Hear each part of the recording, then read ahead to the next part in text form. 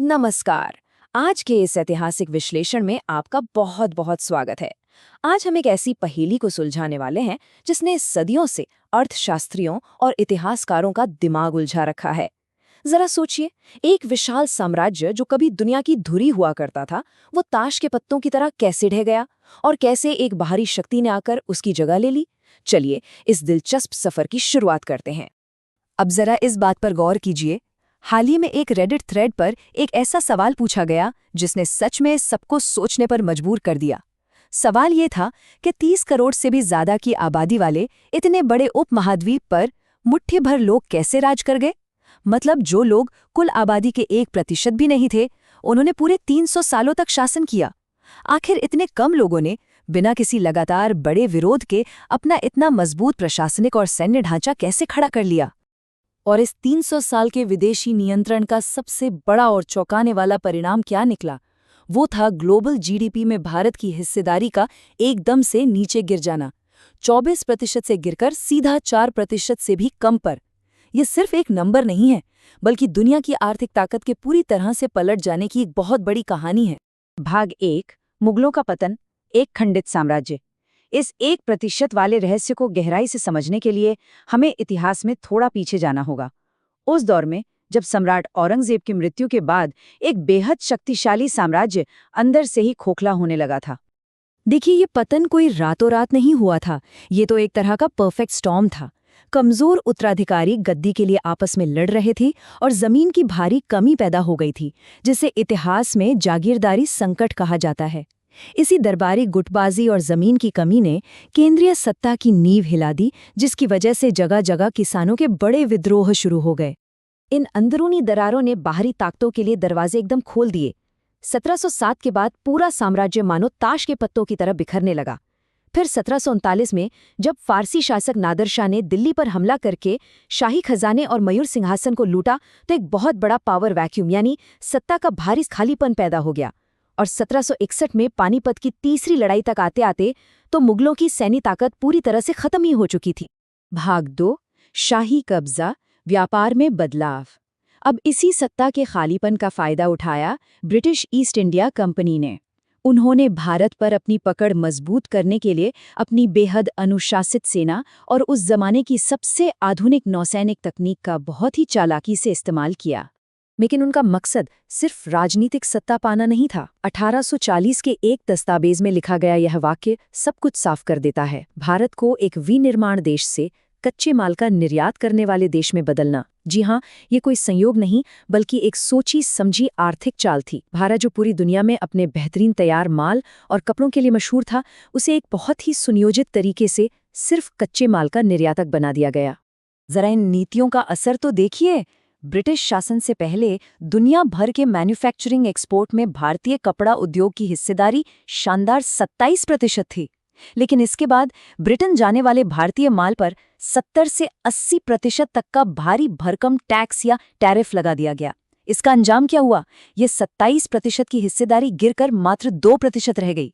भारतीय उद्योग के लिए ये एक बहुत ही बड़ा और विनाशकारी झटका था। तो अब आप सोच रहे होंगे कि उद्योगों को खत्म करने का ये पूरा सिस्टम असल में काम कैसे करता था। इसके मुख्य रूप से 3 चरण थे। सबसे पहले भारत से कच्चा कपास बिना किसी टैक्स के सीधा ब्रिटेन भेजा जाता था। फिर वहां की बड़ी बड़ी फैक्ट्रियों में मशीनों से उन कपासी धागों से कपड़े बनते थे और अंत में उन्हीं तैयार कपड़ों को वापस भारत लाकर यहाँ के विशाल बाजार में बिना किसी रोक टोक के बेच दिया जाता था। इस पूरी प्रक्रिया ने भारतीय बुनकरों का काम छीन लिया, उन्हें वापस खेती की ओर धकेल दिया और ग्रामीण इलाकों में मजदूरी बहुत तेजी से नीचे आ गई। इसके बाद किसानों के साथ जो हुआ वो और भी ज्यादा तकलीफदेह था। नई जमींदारी राजस्व प्रणाली के तहत खेती पर लगने वाला टैक्स पहले के मुकाबले 2 से 3 गुना तक बढ़ा दिया गया। और इसमें सबसे क्रूर बात ये थी कि अगर फसल खराब भी हो जाए या अकाल पड़ जाए, तब भी किसानों को अपनी आय का लगभग 50% हिस्सा लगान के रूप में देना ही पड़ता था। इससे ग्रामीण भारत में भयंकर गरीबी फैल गई।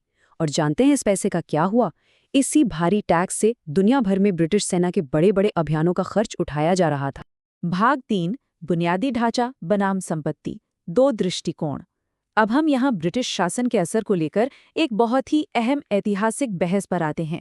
यहाँ हमारा मकसद किसी एक पक्ष को सही या गलत ठहराना बिल्कुल नहीं है, बल्कि इतिहास के पन्नों में दर्ज तथ्यों को पूरी तरह से तटस्थ होकर समझना है। देखिए, एक तरफ आर्थिक निकासी यानी वेल्थ ड्रेन की थ्योरी है। इसके अनुसार भारी भरकम टैक्स के जरिए भारत का सारा धन सीधे तौर पर बाहर ले जाया जा रहा था। लेकिन दूसरी तरफ ये भी एक पुख्ता ऐतिहासिक तथ्य है कि 1914 तक भारत के बुनियादी ढांचे में यानी इंफ्रास्ट्रक्चर में अंग्रेजों ने 270 मिलियन से लेकर 400 मिलियन पाउंड तक का एक बहुत ही बड़ा निवेश भी किया था। इतिहास के इन पन्नों को हमेशा इन दोनों ही पैमानों पर रखकर देखा जाता है। इस बुनियादी ढांचे के विकास का एक बड़ा और सकारात्मक उदाहरण हमें सिंचाई के क्षेत्र में देखने को मिलता है। उस दौर में विशाल गंगा नहर का निर्माण किया गया, जिससे सिंचित भूमि के दायरे में 8 गुना तक की बढ़ोतरी हुई। आपको जानकर शायद हैरानी हो कि सन 1900 तक आते आते भारत का सिंचाई नेटवर्क दुनिया में सबसे बड़ा हो गया था। इससे कुछ खास जिलों में किसानों की हालत में सुधार भी आया और अकाल जैसी भयंकर स्थितियों से लड़ने में काफी मदद मिली। इसी कड़ी में बात करते हैं भारतीय रेलवे की। 1853 के बाद से रेलवे का भारत में इतने तेजी से विस्तार हुआ कि ये दुनिया का चौथा सबसे बड़ा रेल नेटवर्क बन गया। लेकिन यहाँ ध्यान देने वाली एक खास बात है। इस पूरे नेटवर्क को बनाने का मुख्य उद्देश्य सैनिकों की आवाजाही को आसान बनाना और ब्रिटिश व्यापार को बढ़ाना था। इसका पूरा फायदा टाटा स्टील जैसी अपनी भारतीय कंपनियों को नहीं मिल पाया। ऐसा इसलिए हुआ क्योंकि रेलवे के निर्माण में जिस स्टील की मांग थी वो ब्रिटिश मानकों वाला होना जरूरी था। इसी एक नियम की वजह से स्थानीय कंपनियां अपने आप ही रेस से बाहर हो गई। भाग 4, वैश्विक जीडीपी बदलाव। चलिए अब हम इस 300 साल के शासन के फाइनल रिजल्ट यानी अंतिम आर्थिक परिणाम पर नजर डालते हैं, जिसे एंगस मैडिसन जैसे मशहूर आर्थिक इतिहासकारों ने बहुत ही बारीकी से दर्ज किया है।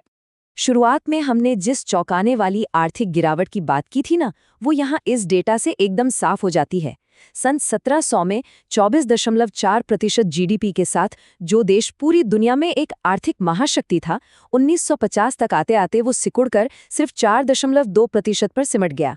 और इस पूरी लंबी अवधि के दौरान अगर हम एक आम भारतीय की कमाई यानी प्रति व्यक्ति आय की बात करें तो उसमें भी कोई खास बढ़ोतरी नहीं हुई। वो लगभग एक ही जगह पर रुकी रही।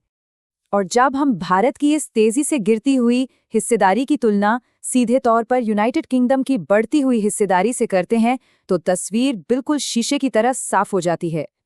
ठीक उसी समय के दौरान दुनिया की जीडीपी में यूके की हिस्सेदारी 2.9% से छलांग लगाकर 9% तक पहुंच गई। ये डेटा सिर्फ कुछ नंबर्स नहीं है, बल्कि ये दो देशों के बीच ग्लोबल वेल्थ और औद्योगिकीकरण में आए एक बहुत बड़े ऐतिहासिक बदलाव का जीता जागता सबूत है। तो अंततः ये सारी बातें हमें एक बहुत ही गहरे सवाल की ओर ले जाती हैं। आज हमने देखा कि कैसे हमारे आंतरिक विभाजन ने एक बाहरी शक्ति को अवसर दिया और फिर कैसे उनकी आर्थिक नीतियों ने एक पूरे उपमहाद्वीप की तस्वीर को हमेशा के लिए बदल कर रख दिया।